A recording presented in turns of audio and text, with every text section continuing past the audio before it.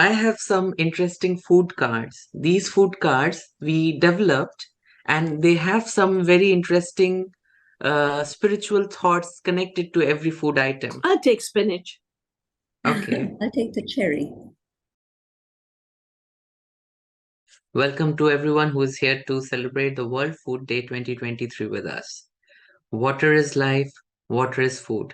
This year's theme makes us think how deeply these three words are connected: water, life, and food.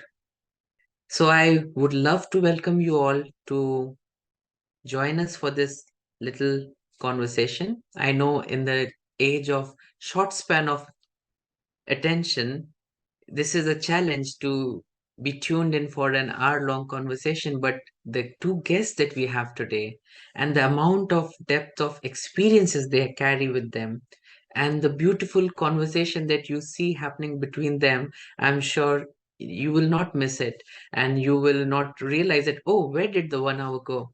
So please join us to welcome Dr. Vandana Shiva and Sister Jayanti. Dr. Vandana Shiva is someone who doesn't need an introduction when you talk about food systems.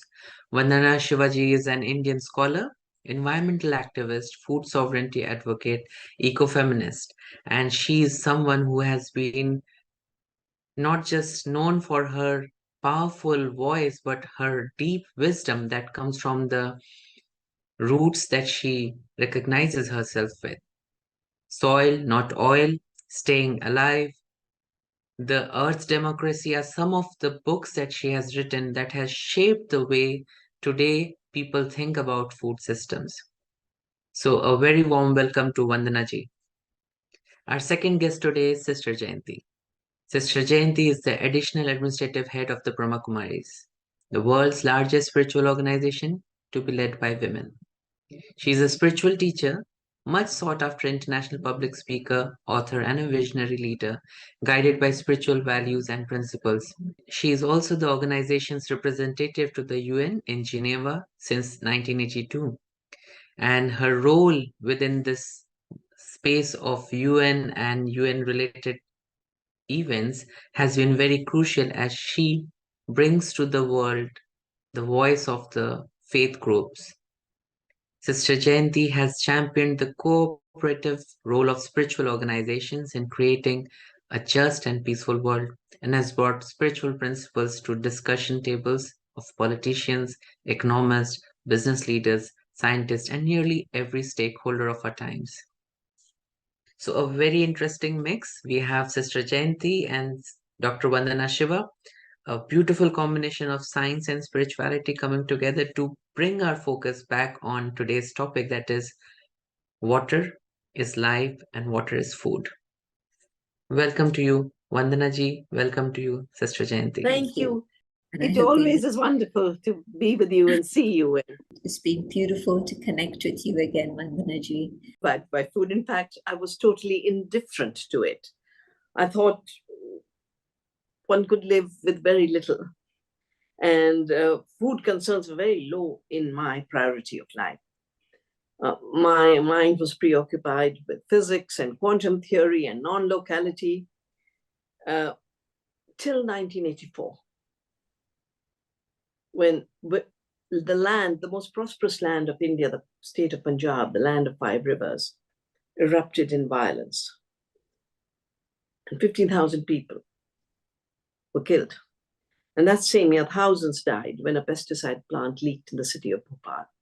And we lost our prime minister, who was then shot. And even today, all the diplomatic issues with countries like India and Canada, actually offshoots of the violence that got expressed at that time. And my looking at agriculture began really in search of peace, in search of a non-violent system of farming. I did a book for the United Nations University called The Violence of the Green Revolution, because I understood what the context of violence was. It was chemicals, it was commodification and commercialization. It was not thinking about life on earth, the soil, the water. In fact, Punjab, the land of 5 rivers, today is a state facing a water crisis, and they predict that in a few years there will be no water in the land where water flew and the groundwater was at 10 feet high. And then in 87, I was invited to a meeting on the new biotechnologies, where the corporations were talking about the future of biotechnology. And they talked about owning the seed as their future. And I said, but you don't make the seed. Seed is the expression of creation. Seed is, how can you try and take a patent on seed? And that's when I started to save seeds. And also working with my government and parliament to make sure our laws recognize that we don't invent the seed, we don't invent plants, we don't invent animals, and simultaneously creating community seed banks all over the country and around the world. 2009 was the Copenhagen Climate Summit. And that's when I started to deeply make connections between food and climate and wrote my book, The Soil, Not Oil. And that connection is still evolving at a deeper level. Our understanding is much, much more sophisticated in terms of the ecology of climate havoc and in terms of the solutions we can offer. And finally, 2017 is when it became so clear that food is health. And our health begins in the soil. And so today, when we celebrate World Food Day, we connect all of these concerns and the way the right kind of farming and a change in the food system can bring solutions to the big problems we face, the pandemic of chronic diseases, the climate catastrophe, the species extinction. I'm so glad to be here to celebrate this day with you. Thank you so much, Vandana ji. Sister Jayanti, would you start your monologue, maybe starting with a remark on what you heard from Vandana ji? Om Shanti. A greeting of peace to you, my dear sister Vandana ji, and to Brother Shantanu, and to all those who are honoring World Food Day together with us today. Food, of course, is the essence of life. So much revolves around food. And attending the climate change conferences, and especially the one that you mentioned, Vandana ji, in Copenhagen, was a huge eye-opener for me. Understanding what we've done to climate, environment, and all of this, and how it impacts absolutely every part of our life. And you've mentioned so many things that are linked together. I'd like to mention two specific perspectives. One is that we are what we eat, and food that is plant-based is not only good for the environment because of less space, 1/8 of the space that's needed for meat production rather than plant production, but also water. And this year, World Food Day is honoring water as life, and also water as energy and whatever it is that brings us together in human life. And so plant-based diet actually takes up only 1/8 of the amount of water that meat-based diet takes up. And so through the years, I've come to understand that apart from the spiritual significance of non-violence of food when plant-based, but also in terms of health, which of course is such an important factor in human life, but also in terms of actual ecology. Having food that is plant-based is so very, very important. And so all three factors, whether it's spiritual, whether it's the health, or whether it's environment.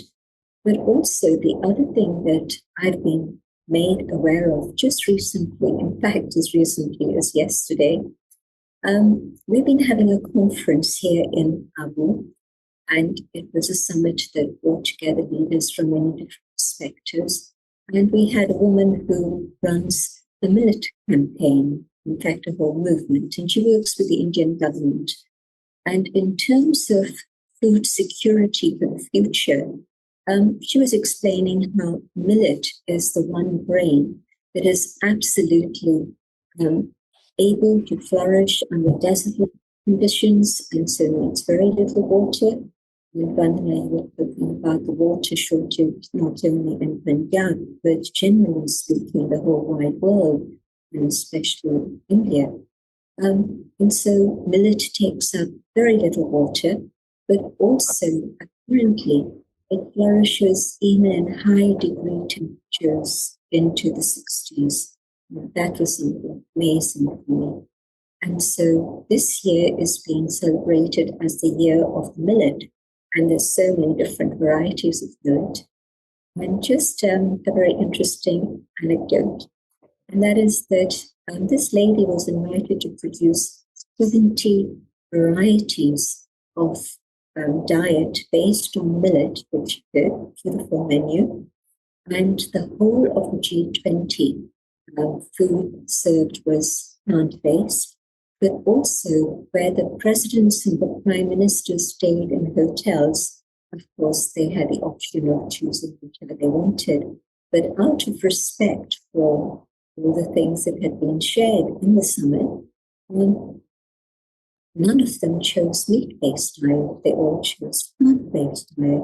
So I think it says a lot as a start for just looking at the situation about food and agriculture and how we can bring in different methods of agriculture, planting millet. I know that it thrives in Italy. I was there recently. I met a farmer who has been working with millet.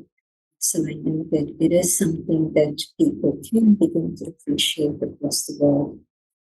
Enough said from my side. There's things that I'm sure will come up later on. But yes, it would be lovely to have a dialogue with you.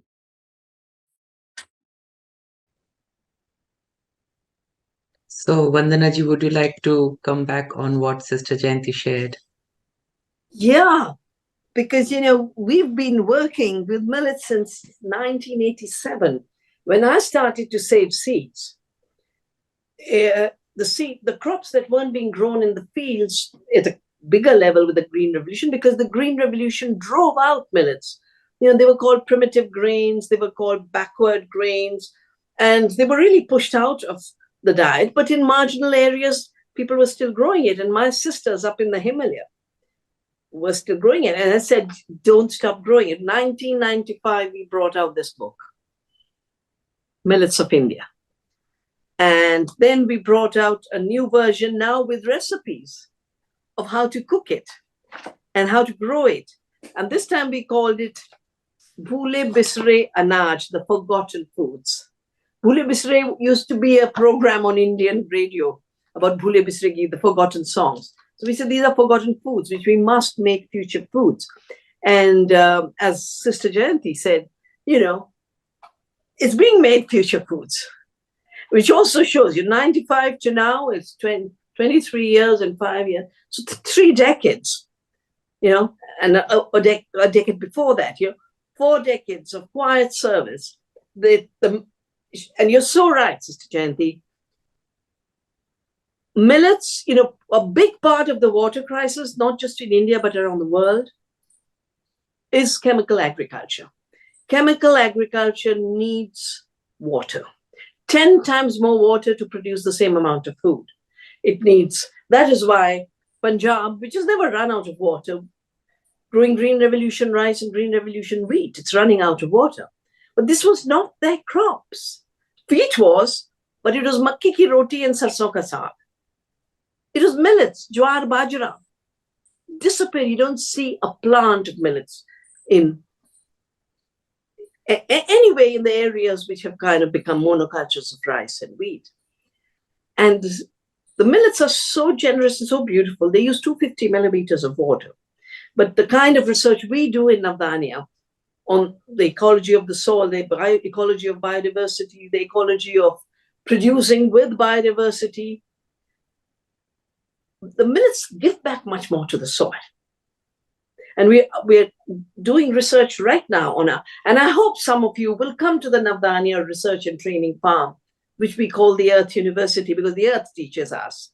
We're doing research on how much more millets give back to the soil in terms of nutrition. Of course, my calculation 10 years ago was, if we was eating millets again, because the staple of India used to be millets, staple of Africa used to be millets. Poor Africa is eating corn, and we are eating impoverished rice and wheat because the chemical agriculture loses nutrition. All my research is showing 70 to 80% nutrition gone. But millets are nutritionally dense. Using very little water, they give us a lot of nutrition. So per unit water, they're the only kind of food that we should be growing because it provides more nourishment. Every ration shop should be having millets. Every midday meal scheme in school should be having millets. Every program of women and children, ICDS, should be having millets. So the public programs, and when people say, oh, the rich buy it, but we create a situation where khadi, which used to be the poor people's clothing, has become a rich people's clothing. Millets, which is a poor people's grain, can become a rich people's grain if we don't put it into the public feeding program. India is the country which spends the highest amount on public food programs. Those public food programs must become programs of procuring organic without chemical food, fertilizers, and procuring millets so that everywhere farmers can grow it, save their water, regenerate the soil, but most importantly, have decent incomes, because every debt of the farmer is of costly seed and costly chemicals. So we can create a debt-free society, but also a hunger-free society and a malnutrition-free society and a thirst-free society, because we built back the water. We've just done program last year. The difference in soils where we put organic matter and the soils that are putting chemical fertilizers, the difference in soil moisture was 15%. So if there's no water in the soil, and there will be no water in the soil if we've not given back organic matter, then we have a drought. And if we have climate change and the drought is more extreme, then we have a crop failure. So whether it's climate change or malnutrition, millets are really important for the future. Yeah, and I don't know whether it's a worldwide thing or just India, but certainly in India, they're honoring this year as the year of the millet. And so I think it's being pushed into the public domain, into the public eye, so that people become more and more aware of the value of millet. And of course, the other thing is that I know that we're also doing not just organic agriculture, but we're also doing what we call yogic farming. And in that, what had happened was that people in Maharashtra, when they were going through a period of drought, farmers who were already meditators decided, well, in ancient times, everything used to be done with prayer. There was nothing in which there wasn't prayer. And so what they started to do was to meditate first on the soil as they were turning it around, then on the seeds. They would meditate on those seeds, filling them with not just the physical energy that the seed has, but filling it with spiritual energy also. And when they would go planting, the whole family would go planting, again, sharing time and meditation together. And through the period of growth and so on, everyday meditation, harvest time, again, the same. And so several universities have got interested in all of this. And so they're doing a lot of research, and they're finding more and more value and benefit, not just in the content and the nourishment of the seeds, but also of the soil itself.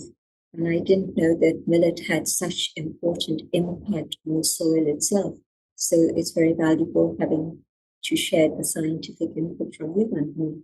But I know that from our side, we've been doing this yogic approach, and that's been highly, highly beneficial.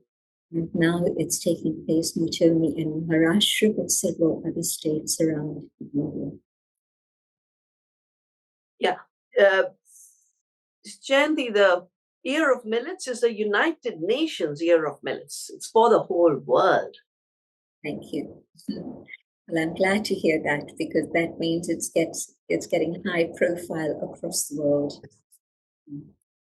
Sometimes people think that millet sounds boring, and it is boring, but just imagine 70 different recipes that were created for the G20 can be made available to everyone. And so it's definitely food that can be used in banquets, not just for the, little farmer and their family, but for everyone. And at Navdanya, we have been not just saving the seeds of millet and growing millet and doing research on millets, but as I said, this book has not just the recipes, but we used to have cafes where we realize the young people are, looking for new, as we call it, new ways with old grains. So we make pizzas with millet. We make cookies with millets. We make muffins with millet. Of course, our rotis, our kheers. There's nothing, and it's not that we are inventing the millet diet. This was the diet. It was the diet which did not destroy water, and it's the diets that can come back and be mainstream. But I think a lot of it has to do with how we were made to think. Some of the festivals we've done with millets is black is beautiful, because why did people look down on millets? Because its flour is dark, kali hai, roti kali hai. Are kali hai to achhi hai na? Sabko gore hone ki zarurat nahi. Everyone doesn't have to be fair and white, and food doesn't have to be white. White sugar is not the best for health. It's a killer. Our gur is delicious, and it has very complex sugar molecules, so it doesn't give you all the problems. White rice, polished, again, dangerous. Refined flour, refined oils, which have removed everything that is nutritious in them. So I think it's time to not just liberate the world from its bias of monocultures, but I think it's bias of whiteness. I mean, of course, your sari is so beautiful, sister, but this idea that food must lose its different colors. In Ayurveda, they talk about eating 6 tastes in your every meal, because our gut microbiome needs all the diversity. And a simple way for people to eat diversity was to say, eat all the colors. Eat a bit of green, eat a bit of yellow, eat a bit of orange, eat a bit of white. And at the deeper level in Ayurveda, they talk about the different tastes that you must have. Because all of that is necessary for our health. And our work in Navdanya has shown how biodiversity is vital for the food system. I'm very happy to say that now the FAO and all agencies are picking this up. Our research has shown that the more biodiversity you grow per acre, the more nutrition you grow, the more water you conserve. And on our farm right now, these beautiful millet plants with the beans climbing up them. And the beans are providing nitrogen, and the millets are providing the support for the beans. Such beautiful expression of symbiosis and mutuality. And I think, you all greet, it's Om Shanti.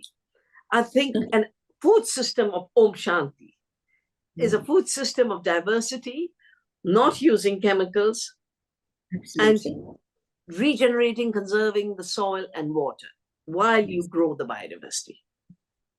2 other aspects I want to bring in before we get to Shantana's questions. One is the fact that you mentioned Ayurveda and tastes. They say that there's 14 different tastes and flavors in Ayurveda.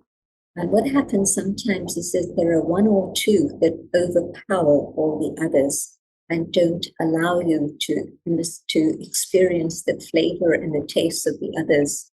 And so we discovered that if you cook without onions and garlic, you actually, because those 2 overpower the other flavors. And so if you cook without those 2 things, then the food is that much healthier and tastier also. And so that was an interesting discovery for me to know that. And the other thing is that, of course, whatever are the vibrations that you prepare food with, those vibrations go into the food. You know, everybody talks about mum's cooking. And what was happening with mum's cooking, of course, was that she was cooking with love. And so she was cooking because of her love for the family and so on. And now in many places, they have apartments in which the kitchen occupies a very tiny amount of space. And if you think about a farmhouse, the olden days, where the kitchen was a kitchen where people could sit together and eat together and laugh together, so it was a community place. And you come now to the point where you have tiny little apartments with very tiny kitchens, and people just dial around and get food sent in from outside or go eat outside. And so that original idea of cooking with love and God's remembrance and then sharing food with that love, which was then very tasty, but also very healthy. Those vibrations were impacting body and soul. And that makes a big difference also, rather than just going and buying processed food and using that. And of course, the expense, if you cook at home, very different to what it is if you eat outside. Sanjanu, before you come in, could I just follow up with what Sister Jayanti just said? Sister, they're making apartments without kitchens now. They have a TV set, giant sized, and next to it a microwave to heat the food you ordered. And I think this alienation from food is a very deep crisis, a spiritual crisis, but it's a health crisis, the root of the health crisis, because ultra-processed food is now identified for being responsible for 75% of the chronic diseases we are suffering from. And it's a pandemic. And whether it's for climate change or it's the health pandemic, we will have to, start growing with love again, growing food with love again. And we'll have to start bringing food back into our homes, our kitchens, our communities, and celebrating it as a sacred gift. Because it always has been a sacred gift. There's no culture that doesn't treat food as sacred. Every religion of the world has its sacrament with food, with bread. And we need to start bringing back that honoring of food again. And more importantly than anything else, realizing that bread is supposed to be shared.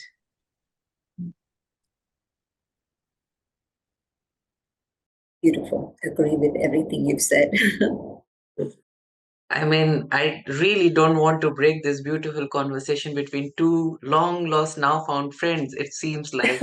Because as much as I'm enjoying, I'm sure all our viewers would be also enjoying this beautiful, in-depth conversation. It's not just about food, but it is also about the emotions that food naturally is able to bring out of people. It's, I think, one of the most emotive tools and most powerful tools to connect with people's heart. And that's why people says, if you want to get to somebody's heart, it goes through the track is through the stomach. But if I have to ask few questions just to bring it to the topic of this year's food day, when Jayanti, also you mentioned that water is food and water is life. My question first goes to you, Jayanti, that even in many spiritual traditions, in many religious traditions, there's a very in-depth regard for the element of water. But as you see in our present lifestyle, maybe that is being lost somewhere, and people are not thinking that how water is sacred. Yes, water gives us life, but do you think losing this aspect of sacredness from water is making us exhausted or not use it properly? What do you see is the relationship between water, spirituality, and our present lifestyle? You're absolutely true, correct. What it is that we've totally lost contact with that which is the sacred part of life. So not just water, but it begins even with myself. We've lost contact with the spiritual being that implies that I am.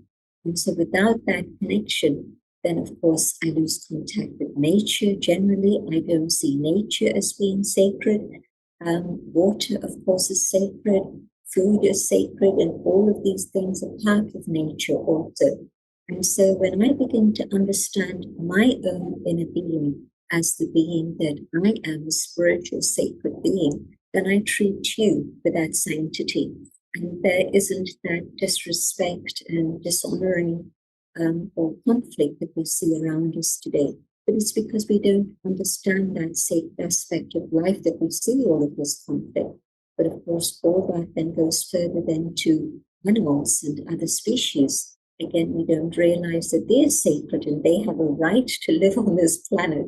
And what we've been doing is destroying them in one way or another, whether it's for food or whether it's beauty and all of this other stuff.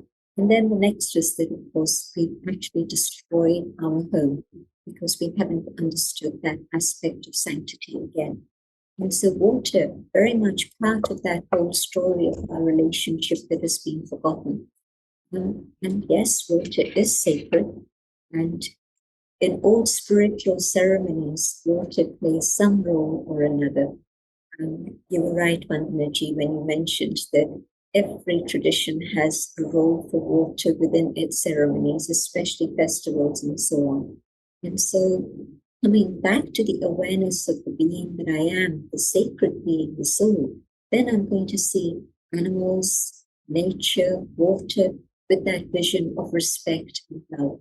And of course, because we haven't treated water with that respect, I heard, stories about Chile when 2019 COP was supposed to happen in Chile, and then it got diverted to Madrid because of the riots. But why were there riots? The riots were happening because everything within the environment had been breaking down. There was a problem with drought, but also so much of the water there had been taken over by multinational companies to produce soft drinks, fizzy drinks. I won't mention names here, but that was the reality that they were talking about. And so can you imagine a country where people are rioting because they don't have access to what should be a normal human right, water, basic, that it had been sold by the government to multinationals to produce fizzy drinks, probably more for people in the rich countries rather than the poor countries. So yes, very, very important to bring the whole aspect of that which is sacred and that which is meant to be seen with that spirit and vision of that which is benefit for life and that life depends on. And so we have to go back to those basic understandings, the fundamental principles of life. Thank you so much, Antivan, about that. And when you say bringing back into our practice, bringing back into our awareness that not just the water is sacred, I am also sacred. And this awareness helps me to treat everyone with a lot of reverence, a lot of respect. Mm, Connecting this question to you, Vandanaji, you see there, when you were sharing about the connection between growing millets and growing organically, how it adds more water into the soil, moisture, and it is also bringing back water. You said build back water. Do you think, as a common person, maybe an IT engineer or somebody living and sitting all the time in front of a computer, living in an urban environment, do I have a role to play in this building back I think water? everyone who is alive because of food and water. And therefore, each of us, no matter where we live, has a duty to respect water and respect food and to support the systems that regenerate life on earth, conserve water, conserve soil, conserve biodiversity. Sister Jayanti talked about the Chilean riots. Now, in 2002, I was invited to a little village in Kerala called Plachimada. And it's tribal women who called me for Earth Day. And I went because, they were resisting the fizzy drink giants who were mining 1.5 liters per day. And they left a water famine. And the women were walking 10 miles to get water. They said, we had enough water in our wells. And now we are walking 10 miles. How much further can we walk? Now we must stop and stop this company. And they started the satyagraha, the action that comes from love and the power of truth, Gandhi's word for not cooperating with something that's destructive. And 2 years later, we all worked together. I supported them with mobilization. I supported them with, legal cases. And more importantly, if I had more room on my wall, I'd have a poster called Pepsi Quit India, because they actually take 10 times more water out of the community than they put in the fizzy drink or in the water bottle. But then the fizzy drink then gives you diabetes, creates obesity. So everyone is losing except the giants. I do think everyone could be in IT, could be in finance, no matter what you're doing. You eat and you drink. You can eat and drink with consciousness.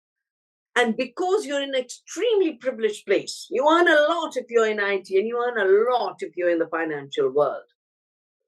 First and foremost, put that money to taking care of your health and eat with consciousness. But I would say, we are very fortunate because we do this 1-month course on regeneration, on return to earth, growing food in ways that actually regenerates the earth rather than degenerates her. And the same applies for human health. And we get a lot of IT and finance people because, those careers bring you a lot of money, but they sap you. And these young people who've made lots and lots of money are getting burnt out very early. And so many of them want to now become organic farmers. And they come to us to learn, and they do. I think one of the things I should do is somehow make a list of everyone who's become an organic farmer, having been in another profession earlier. So I think eating with consciousness, drinking with consciousness, realizing we are not individuals who are merely consumers, realizing we are part of an earth family, that we are a part of a community, always keeping in mind what's happening to others through my consumption. Am I part of ensuring that everyone has food and water? Or am I part of the deprivation that is causing hunger and thirst? And we all can be part of the solution. And it doesn't matter where you live. You could be in a high rise, but what you eat and drink is not shaped by the high rise. It's shaped by your consciousness. So let your consciousness guide your everyday life. Wow. Beautifully So, put. yeah, I was just about to, bring this word consciousness back to you, Sister Jayanti, because somehow I believe that yes, Vandana ji is right that if I am conscious, I will choose better. But what about my habits? Because sometimes my habits are so powerful that I'm not able to, make a shift. How do you comment on that? I think that once you can try it in a very gentle way, try eating food that is very tasty, but is also plant-based.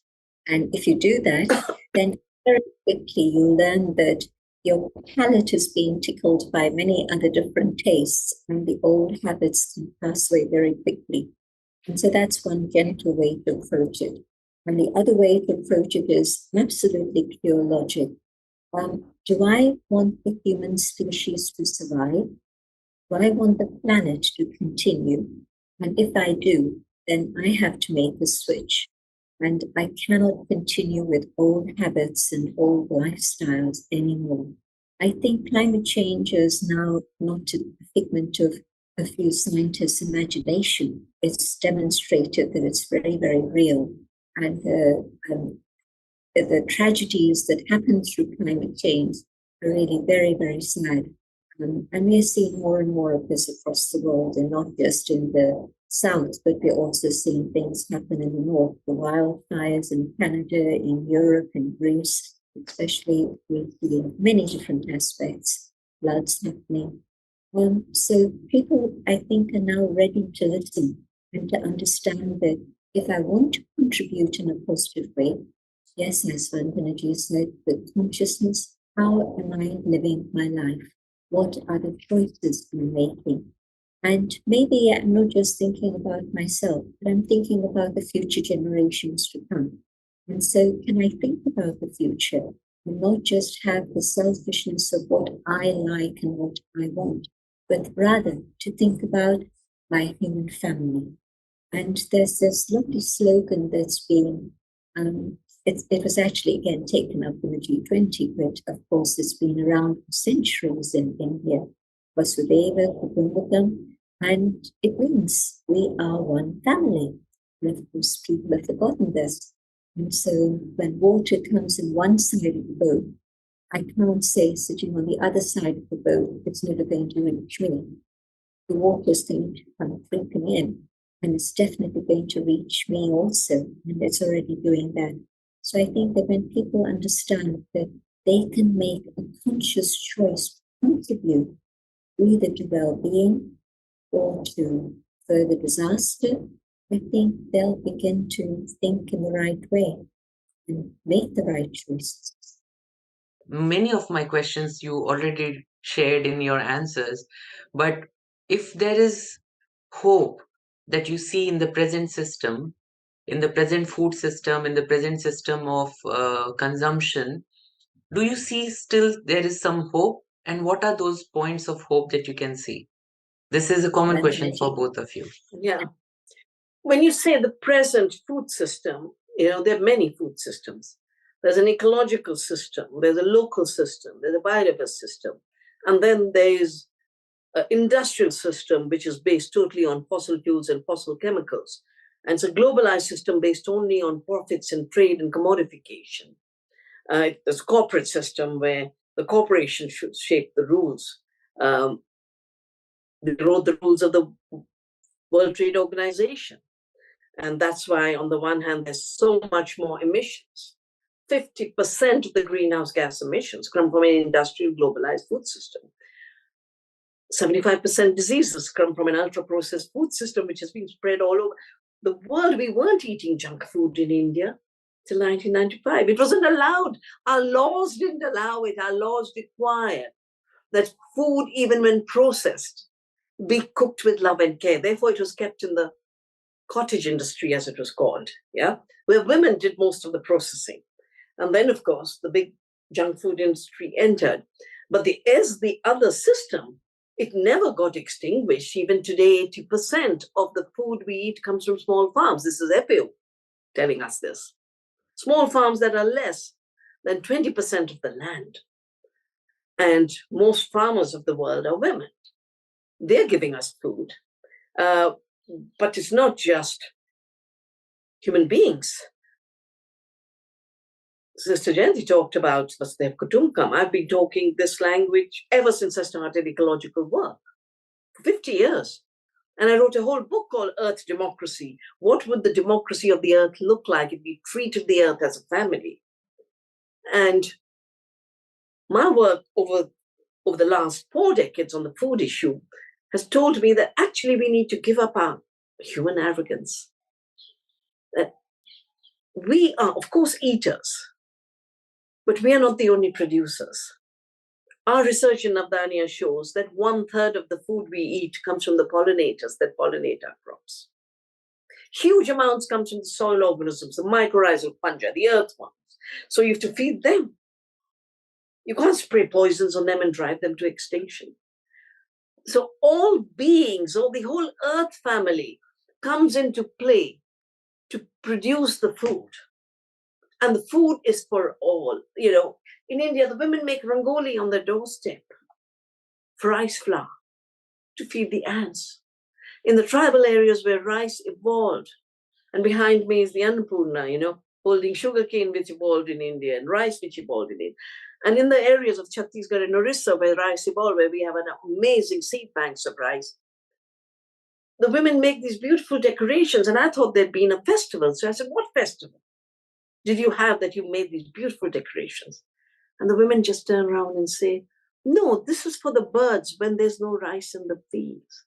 We are a civilization that knows that food is for all. Food is our connector. Food is a currency. Food is sacred. And with that, we can make sure that no one goes hungry, no being goes hungry, no child goes hungry, no poor person goes hungry. The earth's capacity is there, the human capacity is there. We just have to stop the bad habits. And bad habits are meant to be stopped. Good habits are meant to be cultivated. One further thing I just want to add. Within some societies, and it's not north or south, but it's within a certain cultural level, it's considered light to leave food on your plate.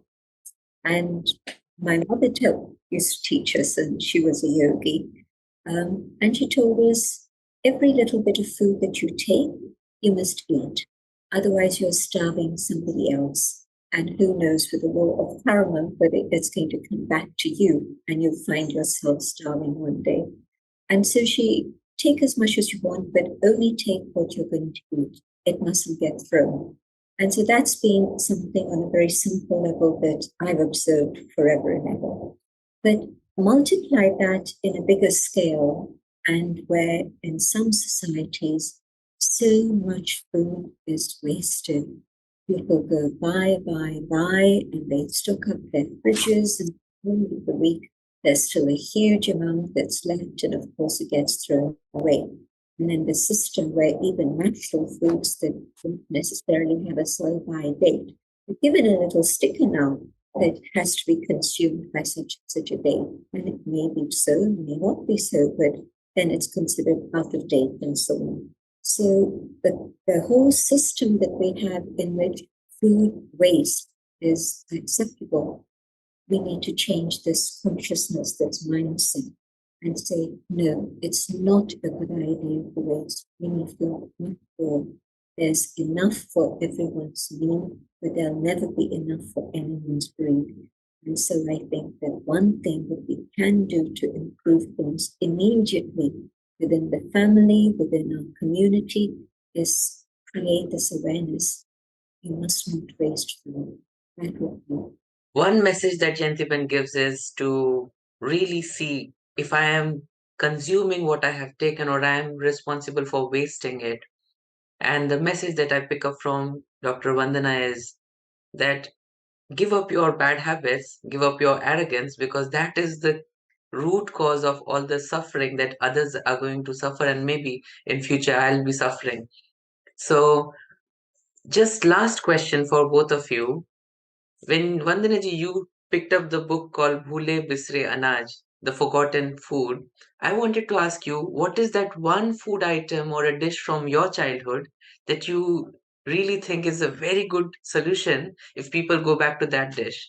And same question to Jentiman as well. In a very interesting way, khichdi has been my favorite since childhood and stays my favorite, not only because it's so simple to make, but it's so nourishing to eat. And the beautiful thing is, khichdi is the food you eat when you're sick and you can't digest anything else. Khichdi is what you make at Pongal, at every festival. So it's the highest celebration of food and the food that takes care of you. It's a comfort food and a sacred food. Very nice. What about you, Jentiman? For me, my staple diet is dal. I'm the simplest of all, dal, moong dal. But yeah, I'm easy. Vandana said at the beginning that food wasn't a fixation for her. But of course, the value of it can't be underestimated. The same for me. I don't put that as a priority. And I love fresh vegetables, fresh fruits, everything that nature provides. Really beautiful. I appreciate it greatly. If you had to pick one fruit or a vegetable that you think is also quite close to your own nature, which would be that one fruit or vegetable? Mango. Oh, and why Even so? for me, mango. And we have 9 varieties of mango at the Navdanya farm. It's beautiful. The taste of and mango has emerged from, has been domesticated in India, Mangofera indica. So yeah, it's such a delicious crop. So what does makes mango so special for you, Gentlemen? the fragrance, the flavor, the sweetness, and the nourishment it gives. You know, you really feel very content and full.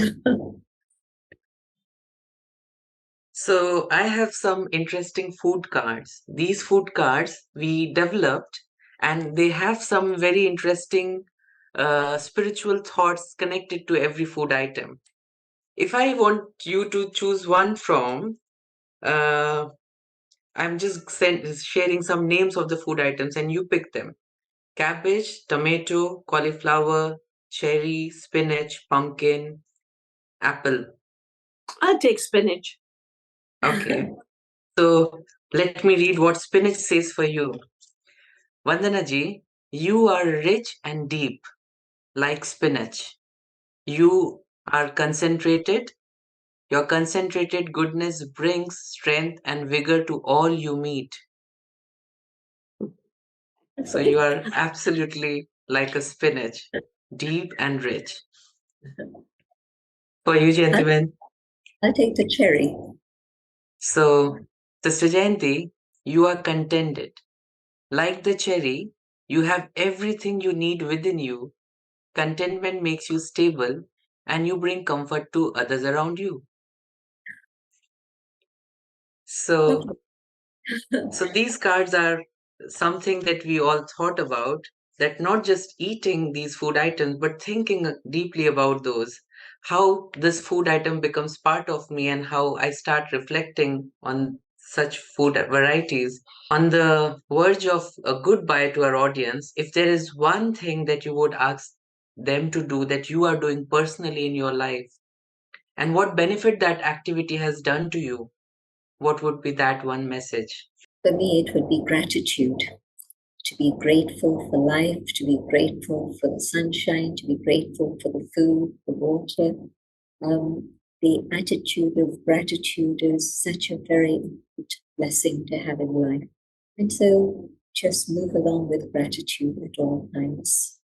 So, Vandana ji, one thing that you have been doing in your personal life that you can ask others to adopt. The same as Sister Jayanti, I just describe it in a scientific language. The law of return, the law of giving back, which is gratitude, giving back to the soil, what the part of what the soil has given you, and the plant and the earths have given you. That's organic farming. That is taking care of the future. That's taking care of the food and water for all. And yeah, it's gratitude. Well, thank you so much to both of you. I know we have run a little bit above the time. It's been beautiful to connect with you again, Vandanaji. And it always is wonderful to be with you and see you. Lots of love. Bye-bye. I hope we connect personally soon. Yeah. Bye-bye. Thank you. Om Shanti. And thank you, Shantana, for bringing us together. Thank you, Shantana. Dear friends, I hope this conversation has left you thinking about few little things that you can do. There is so many things that we can really do, but what is meaningful is that we start. You can start with what Sister Jayanti said, to become more and more conscious and lead a life of gratitude, to start taking time to think about the sacredness of everything that I am surrounded with. Or you can start with what Vandana ji shared, that you are not just a consumer, you are a conscious consumer. When I let go of my arrogance, when I let go of my bad habits, I become a conscious consumer. I'm able to make a big difference. And both of them had many powerful messages, whether it is to do with millets, whether it is to do with nutritional and delicious modern takes on ancient food grains that are millets, or whether it was to do with water, the way I see my relationship with water, the choices that I make every day. A lot to take. Please do take something from this and let us know how this journey began. One thing that you also learned was that we had very interesting food cards that we played with. You can also play with these food cards, and they are available on our website to download. You can download them from the link below, and you can also download them from our website. The website is www.foodcareinitiatives.org. Use them. There's a beautiful toolkit which is there, which you can use for your parties, for your events, for your workshops, for your gatherings, and make every gathering a very meaningful gathering, a gathering that take cares of each other while taking care of the food. In the website, we also have some meditations, some reflections that can help you connect with more in-depth heart with the food system. So do use the website well and enjoy having a visit. So thank you so much once again for joining us to celebrate the World Food Day 2023. Water is life, water is food.